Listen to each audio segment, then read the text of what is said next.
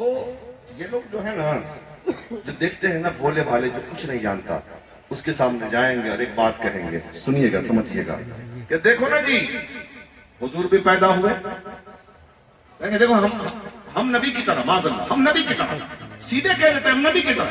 اب پوچھتے کیسے؟ دیکھو نا حضور پیدا ہوئے، ہاں پیدا ہوئے، ہم بھی پیدا ہوئے. حضور بھی ماں کے پیٹ میں رہے، ہم بھی ماں کے پیٹ میں رہے.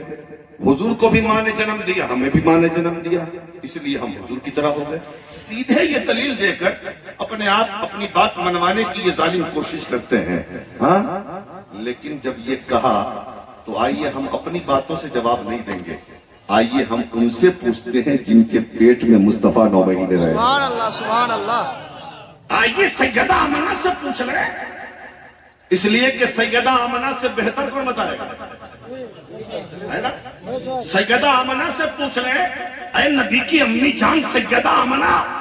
کچھ ظالم لوگ مصطفیٰ جان رحمت کو، آپ کے نور نظر کو، آپ کے لگتے جگر کو اپنی طرح اس لیے کہتے ہیں، وہ کہتے ہیں کہ ہم بھی پیدا ہوئے، نبی بھی پیدا ہوئے، ہمیں بھی ماں کے پیٹ میں رکھا، نبی کو بھی ماں نے پیٹ میں رکھا، ہمیں بھی عورت نے جنم دیا، نبی کو بھی عورت نے جنم دیا، اس لیے ہم نبی کی طرح ہو گئے. اب فیصلہ آپ کر دیجیے.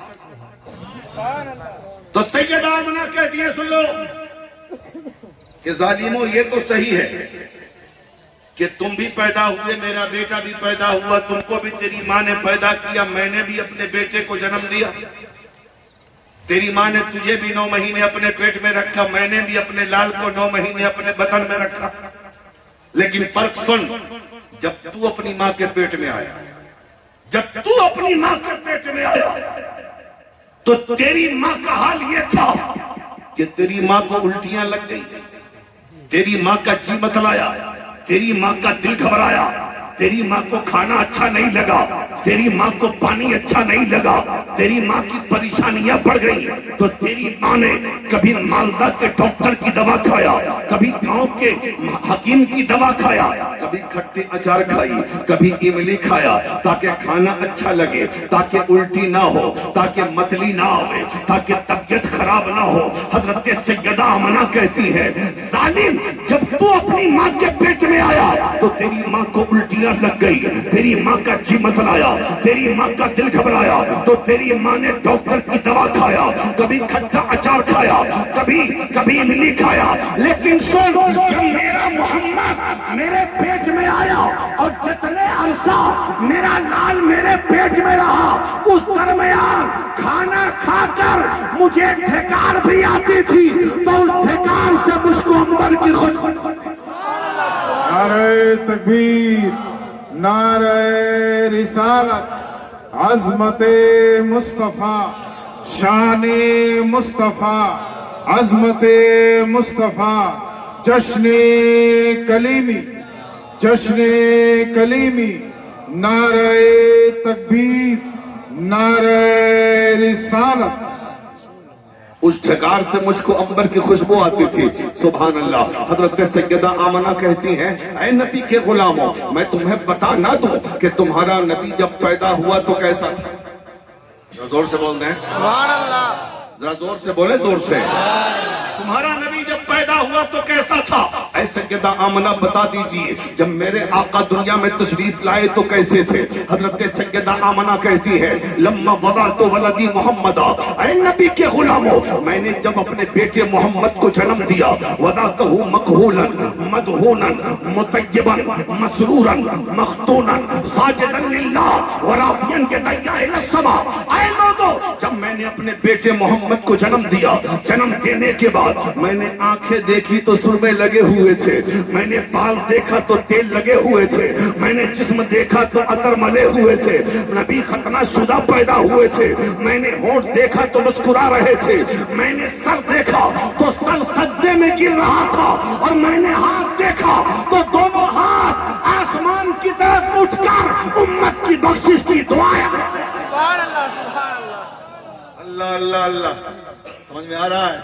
حضرت سیدہ آمنہ کہتی ہے لما وضعت ولدی محمدا، جب میں نے اپنے بیٹے محمد کو جنم دیا، وضعتہ مکحولا، آنکھیں دیکھی تو سرمے لگے تھے، سبحان اللہ، مدہونا، بال دیکھے تو تیل لگے تھے، مطیباً، جسم دیکھا تو عطر لگے ہوئے تھے، مسروراً، مصطفیٰ مسکراتے ہوئے پیدا ہوئے تھے، مختوناً، نبی ختنہ شدہ پیدا ہوئے تھے، ساجداً للہ، اور پیدا ہوتے ہی نبی رب کو سجدہ کر رہے تھے، ورافعاً یدیہ الی السماء، اور دونوں ہاتھ آسمان کی طرف اٹھ کر امت کی بخشش کی دعائیں مانگ رہے تھے۔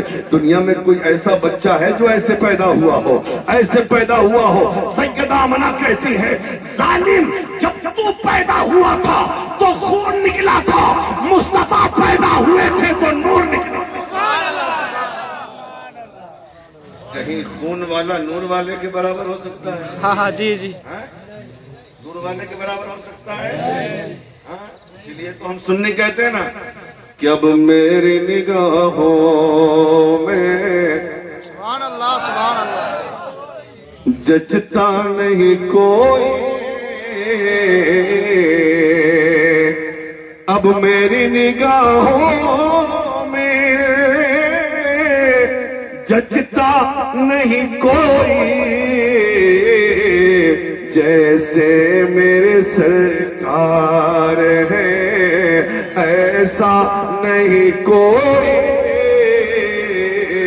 جیسے میرے سرکار ہے ایسا نہیں کوئی۔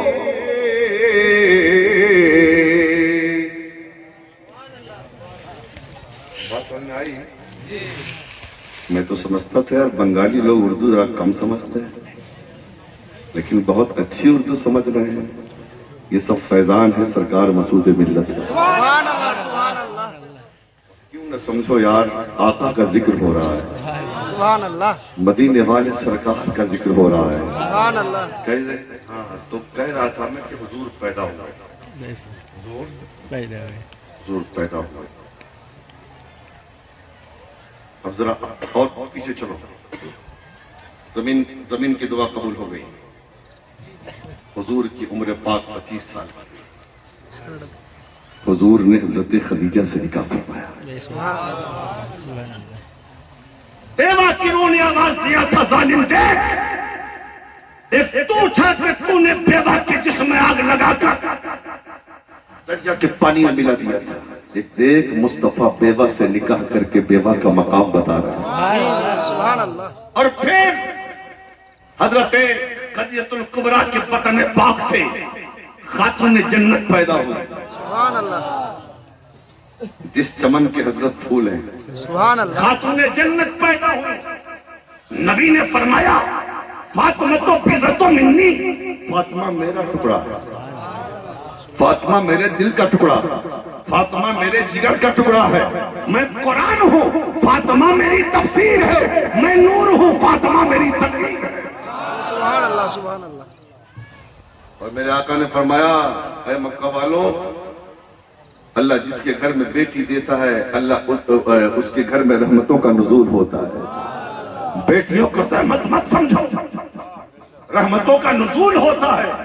اور حضور نے فرمایا جس کے گھر میں بیٹی پیدا ہوتی ہے اللہ اس کے گھر میں برکتیں نازل فرماتا ہے۔ سبحان اللہ سبحان اللہ، لیکن آج بھی ماحول کچھ گڑبڑ چل رہا ہے، سمجھ رہے ہیں؟ صرف اس لیے کہ سماج میں بیٹیوں کی شادیوں میں بے شمار اخراجات ہیں۔ ایک غریب باپ کیسے کرے گا اپنی بیٹی کی شادی، ہے نا؟ یہی نا؟ کئی لاکھ روپے، ہاں جہیز کے اور پھر جہیز کا سامان اور پھر یہ تو وہ فلاں ٹکا الٹا سیدھا۔ بدلو اپنے آپ کو، بدلو بدلو، بدل گئے، بہت سارے علاقے بدل گئے، لیکن ہم نہ بدل سکے۔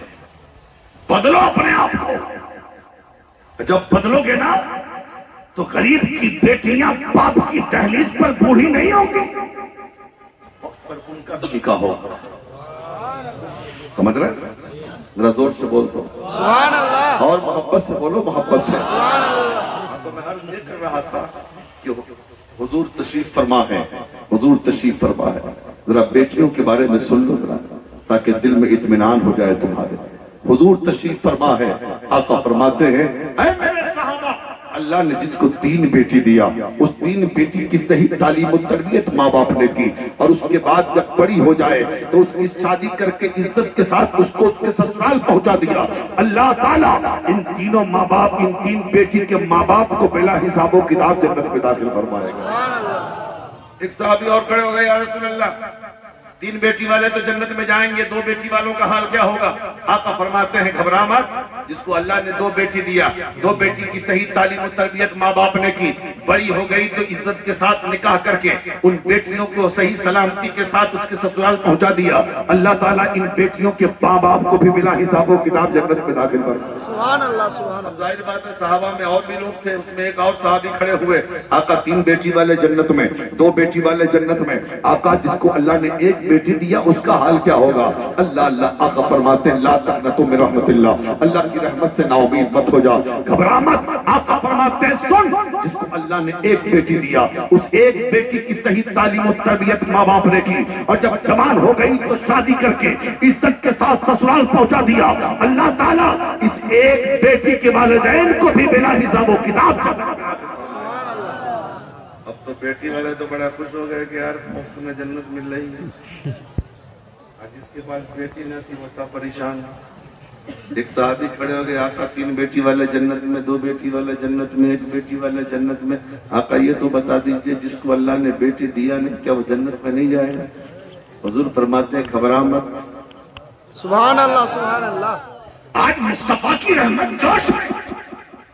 آقا فرماتے ہیں میرے صحابہ 3 بیٹی والے جنت میں، 2 بیٹی والے جنت میں، 1 بیٹی والے جنت میں، لیکن جس کو اللہ نے بیٹی نہیں دیا، لیکن میاں بیوی کی یہ خواہش تھی کہ اگر اللہ بیٹی دیتا تو اس کی تعلیم و تربیت صحیح طریقے سے کرتا، جوان ہوتی تو اس کی شادی کر کے اس کو اس کے سسرال پہنچا دیتا۔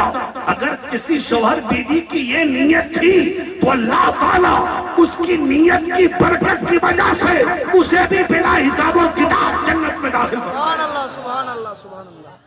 اس لیے بیٹیوں کو کبھی زحمت مت سمجھنا، بیٹیاں اللہ کی رحمت میں۔ میں عرض یہ کر رہا تھا کہ حضرت سیدہ آمنہ نے حضور کا سراپا بیان کیا، آنکھوں میں سرمے لگے تھے، بال میں تیل لگے تھے، ہونٹ مسکرا رہے تھے، ہاں، اور ختنہ شدہ تھے، اور سر سجدے میں اور دونوں ہاتھ آسمان کی طرف اٹھ کر امت کی بخشش کی دعائیں مانگ رہا تھا، ہاں۔ لیکن آئیے ذرا سا حضور کا حسن ان سے پوچھتے ہیں جنہوں نے حضور کو دیکھا، جنہوں نے حضور کو گھبرا تو نہیں رہے؟ ذرا زور سے بولیے نا یا رسول اللہ۔ بہت اچھی بات کرنے لگا ہوں، بہت اچھی بات۔ حضور کی سیرت پر جو بھی گفتگو ہوگی وہ اچھی ہی ہوگی، ہاں۔ خوشبو والے کی بات ہوگی تو بات خوشبوداری ہوگی نا میاں، ہاں۔ آؤ بتاتا ہوں میں، ہاں۔ حضور جب ہجرت کر کے مکہ سے مدینہ جا رہے ہیں، حضور کی ہجرت کی کہانی، مکہ سے کیا ہو رہا ہے بھائی؟ چینل والے بھائی کچھ ہو رہا ہے کیا؟ لگا لو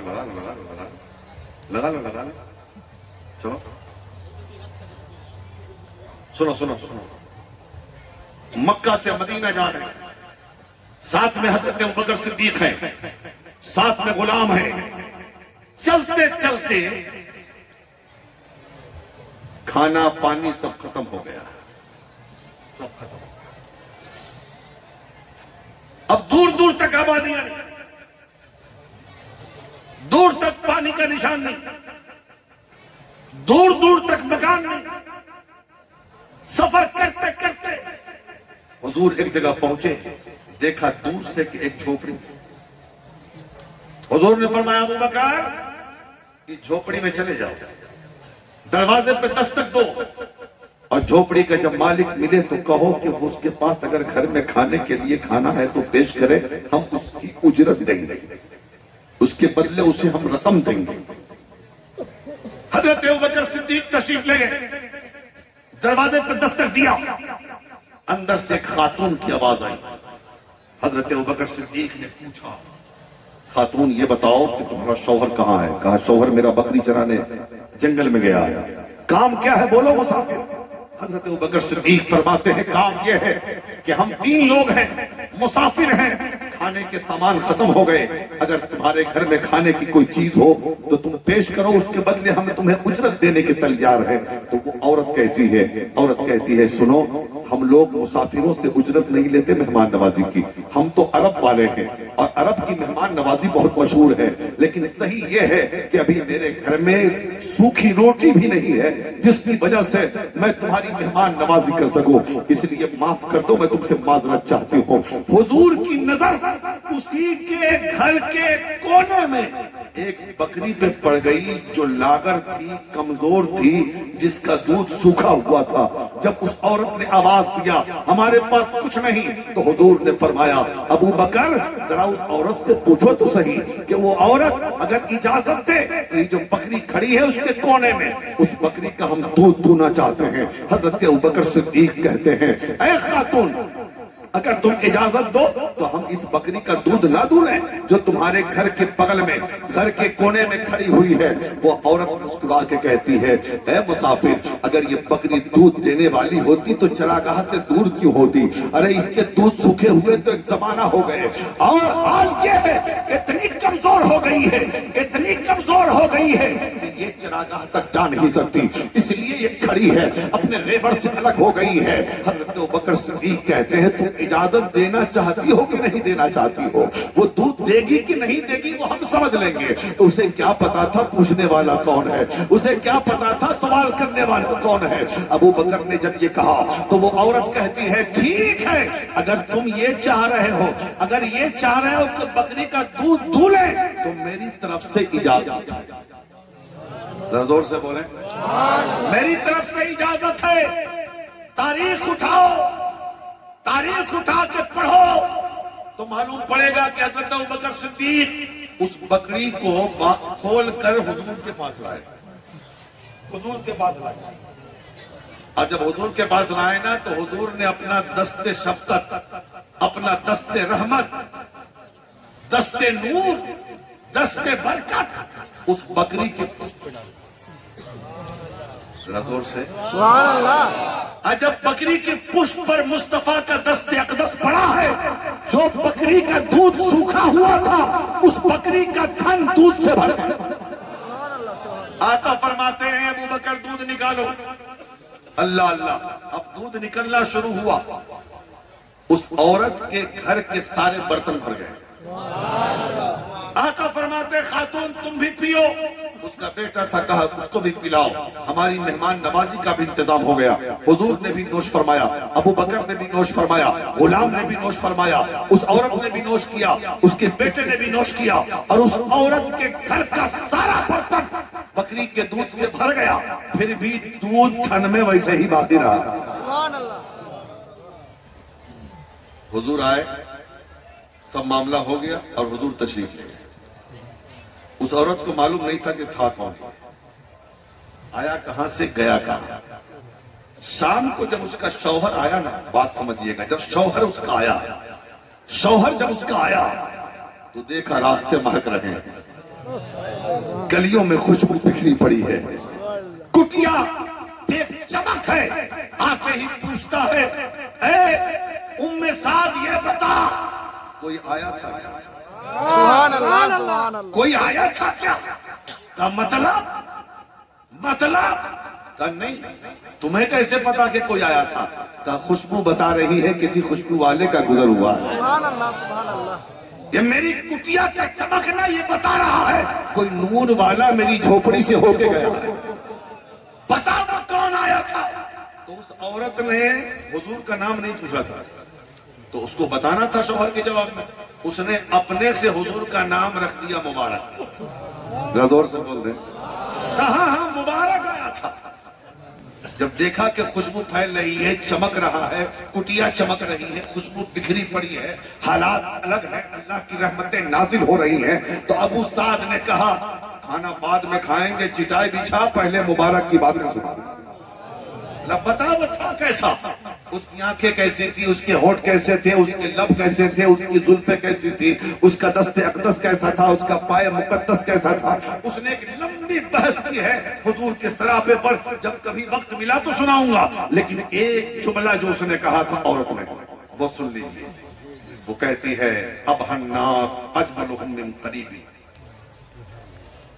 واحسنهم واحلاهم من بعید. وہ کہتی ہے عام طور پہ ہوتا ہے نا کہ کوئی دور سے بہت خوبصورت نظر آتا ہے، لیکن جب وہی قریب آوے تو اس کی خوبصورتی میں کمی آ جاتی ہے. لیکن وہ عورت کہتی ہے ابو سعد کیا بتاؤں وہ کتنا حسین تھا، کتنا جمیل تھا. ارے وہ دور سے تو خوبصورت نظر آتا ہی تھا، اور جب قریب آیا تو دیکھا کہ وہ اور بھی خوبصورت ہو گیا. سبحان اللہ سبحان اللہ. اس کے حسن و جمال کا جواب نہیں. میں نے دیکھا تو میں دیکھتی رہ گئی. ابو سعد کہتا ہے بڑا ظلم کیا تم نے کہ تم لوگوں نے زیارت کر لی مبارک کی، مجھے نہیں بلایا.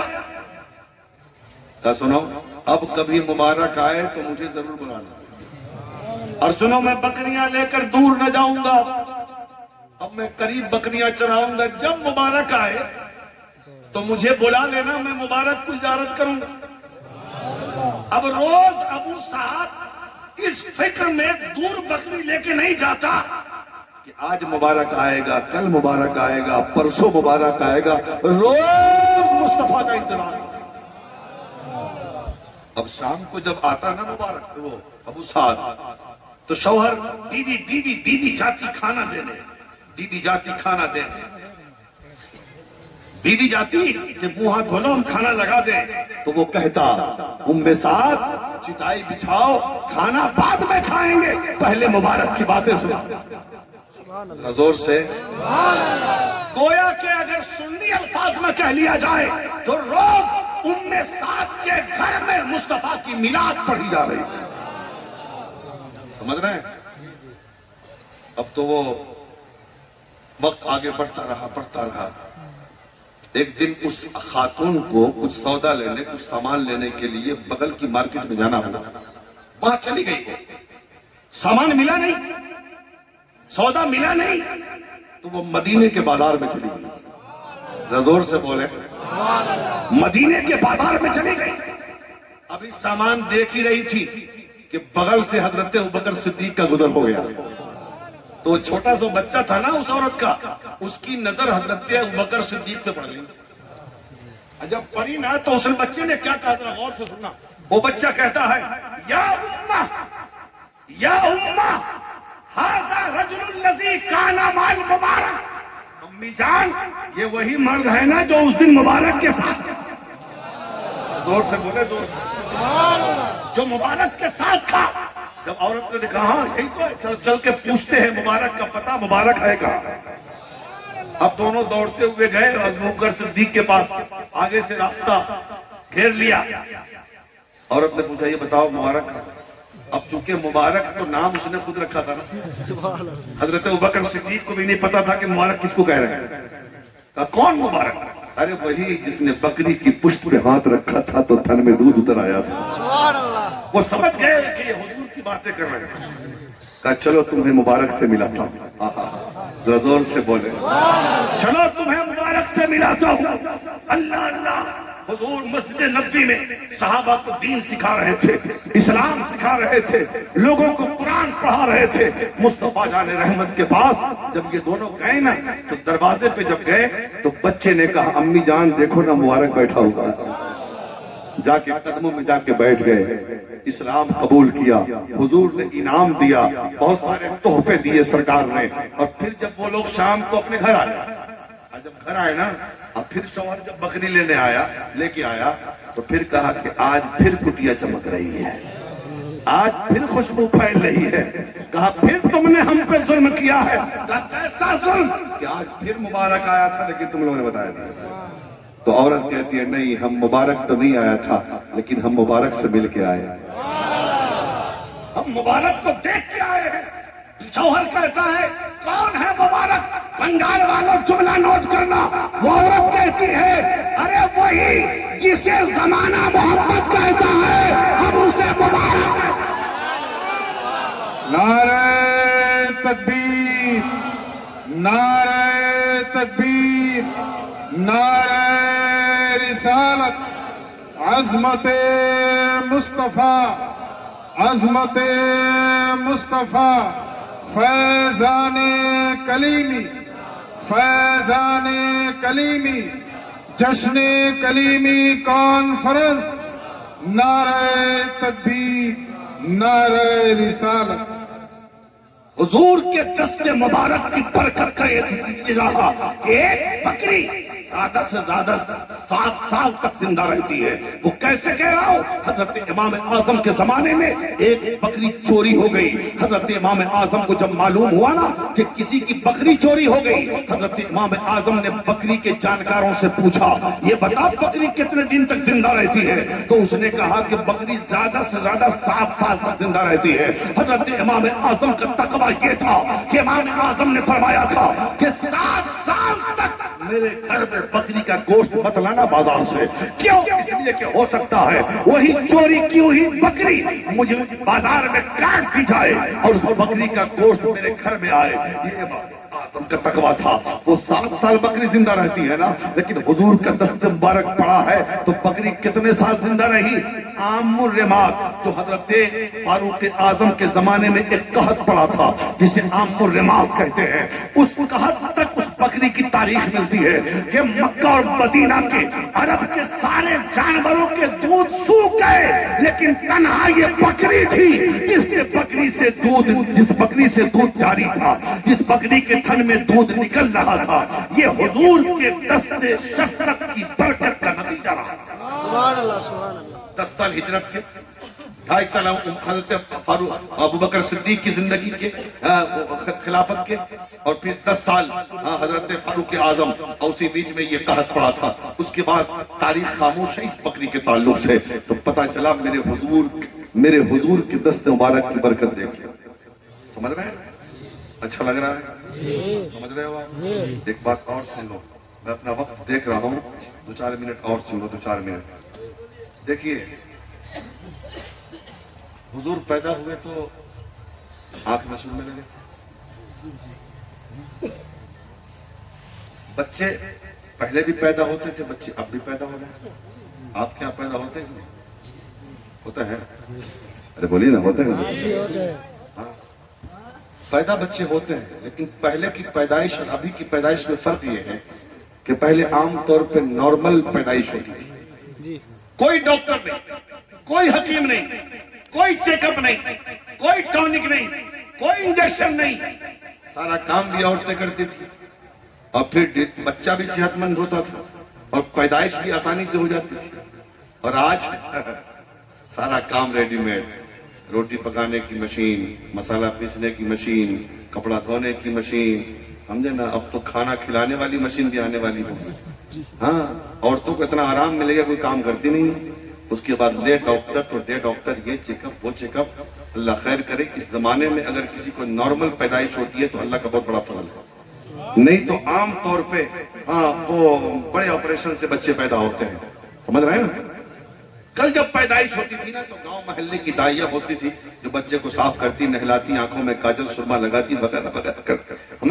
आज भी जब बच्चे पैदा होते हैं तो वो नर्सिंग होम में, हॉस्पिटल में नर्सें होती हैं, डॉक्टर, लेडीज डॉक्टर होती हैं, जो बड़े बड़े दास्ताने अपने दोनों हाथ में पहनकर वो बच्चे को जब पैदा होती है ना तो लेती हैं और फिर उसको साफ करती, नहलाती हैं, आंखों में सुरमा वगैरह जो भी लगाना हो लगाती हैं। हाँ, जरा उस लेडीज डॉक्टर से पूछो, ये बताओ कि तुमने ये बड़े बड़े दास्ताने क्यों पहन रखे हैं? वो ये कहेंगे इसलिए कि बच्चे के जिस्म में खून है, पीप है, जरासीम लग जाएंगे। जब हुजूर पैदा हुए तो मक्का की कुछ दाइयां मौजूद थी, अल्लाह अल्लाह, उसने हुजूर को आम बच्चों की तरह समझकर सोचा कि इसे भी आम बच्चों की तरह नहलाया जाए, आंखों में सुरमा लगाया जाए। आवाज आई रब की, ऐ मक्का की औरतों, इस बच्चे को आम बच्चा मत समझना, इस बच्चे को आम बच्चा मत समझना, इसलिए कि ये बच्चा पाक होने नहीं गया है, जमाने को पाक करने गया। सुभान अल्लाह, सुभान अल्लाह।